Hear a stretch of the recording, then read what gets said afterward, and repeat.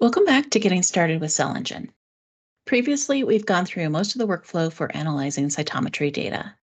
In this final video of the series, we'll be discussing how to run algorithms for unsupervised analysis and some common approaches to visualizing results. We'll also export statistics into a spreadsheet in case you want to do further analysis outside of CellEngine. Let's begin by discussing algorithms that are built into CellEngine. There are multiple options for dimensionality reduction and clustering, and we can access those by clicking on Algorithms from the Navigation tab on the left-hand side of an experiment. This page is divided into 3 sections. In this top section, we'll set up parameters for the data itself. First, we're going to choose a population. While you can choose any option from the gating hierarchy, you'll usually want to run an algorithm on a population where debris and non-viable cells have been gated out. I'm going to select the viable singlet population for this example. We'll also want to choose the FCS files that we want to run. This experiment has PBMCs from several donors that were then treated differently. Let's begin by choosing all the files from a single donor. I'm going to uncheck any files that I don't want. You can also use metadata to filter this selection, just like you can in gating or illustrations. Next, you can choose to subsample the events that have been selected. CellEngine algorithms have been highly optimized, so they have higher event limits than many platforms. All algorithms can handle at least 10 million events, and some have much higher limits. CellEngine will warn you if your data includes more events than the selected algorithms can run.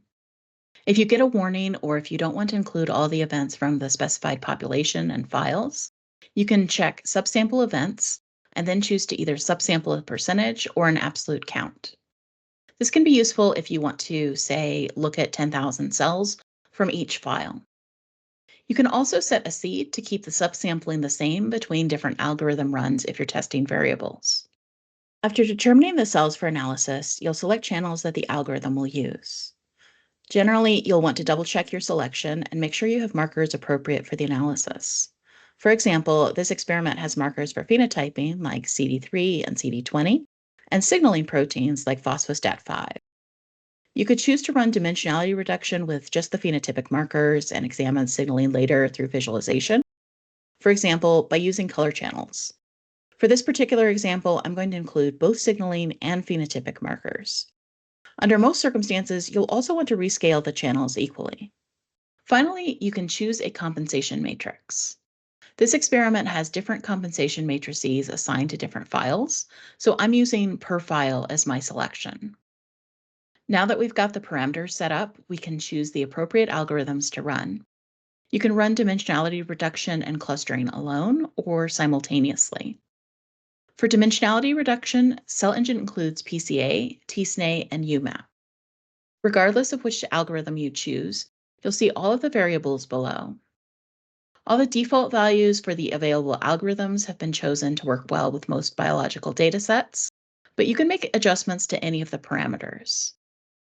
Click on Show Help to see more information about each of the parameters, which can help you make choices if you do need to make changes. The clustering algorithm options include SOM, Louvain, Leiden, and ensemble clustering of graphs. Each of these will try to group similar events together into clusters.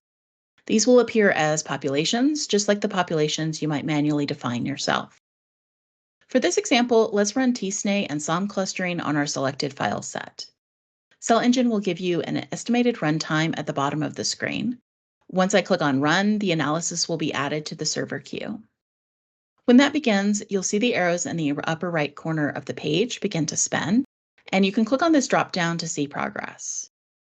Once it's finished, CellEngine will create a new experiment that contains the results of the algorithms. You can click on View Result here to jump directly to that experiment. When an experiment is created by running algorithms, the variables are saved in custom fields here on the summary page for future reference. Other information that might be useful in analyzing the results is also imported automatically. For example, if we visit the annotation page, you'll see that the metadata has been copied over from the original experiment. If we go to gating, you'll see any gates that were created in the original experiment have also been imported. Clusters defined by algorithms will also be added as populations in the gating hierarchy. How those are created differs slightly depending on which algorithm was run specifically. If you use Leiden, Louvain, or ECG clustering, you'll also find these clusters automatically in the gating hierarchy upon creation. The numbers of clusters created by those algorithms is determined internally by the data and the variables without additional input from the user. This example used SOM as the clustering algorithm, and the number of clusters is determined by the user for that algorithm. For many software platforms, you would define the number of clusters you'd want before running the algorithm. But it's more useful to be able to compare different numbers of clusters after SOM has been run.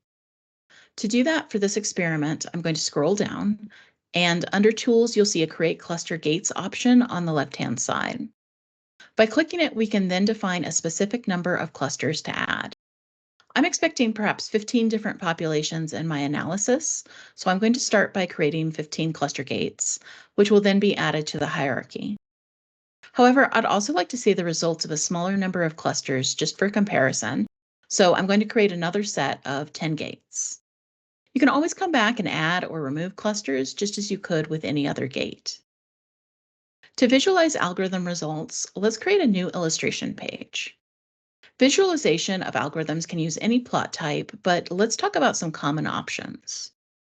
Pivot tables can be very useful for visualization from a number of different directions.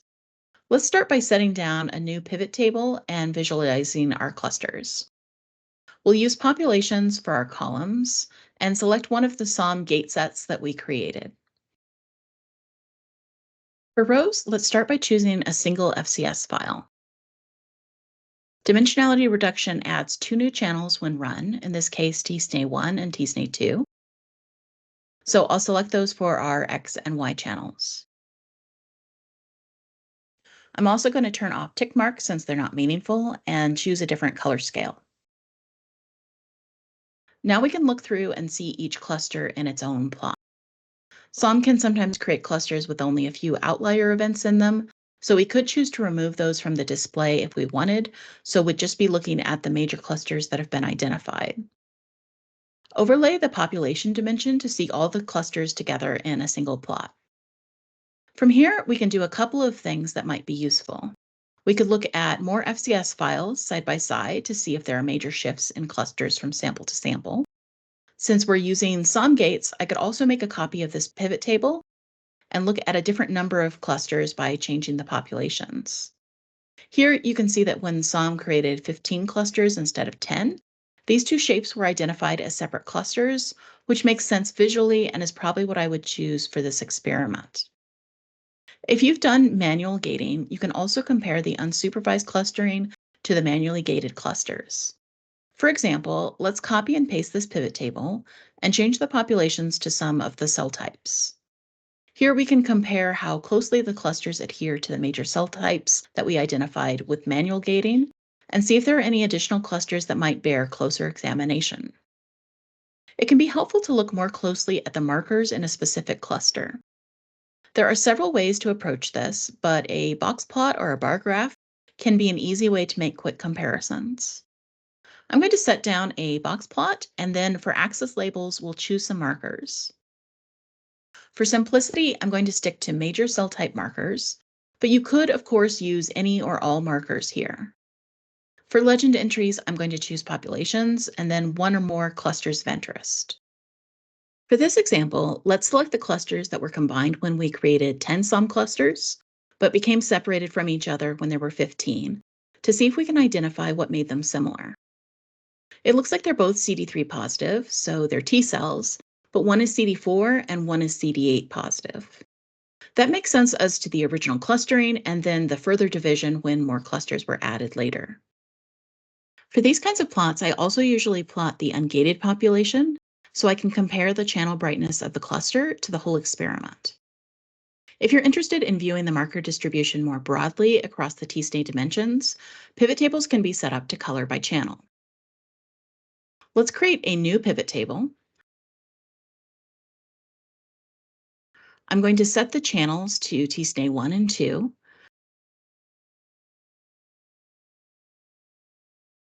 For dimensions, let's start with a single FCS file for the row, and then for columns, we'll choose color channel. Under Values, select the markers of interest.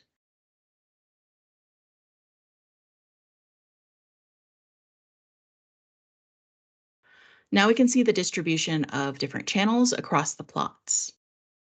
These are just a couple examples of common visualizations of algorithm data. The channels and populations created by algorithms function just like the other channels and populations in an experiment, so you can use any other plots in CellEngine, for example, to set up heat maps or line graphs.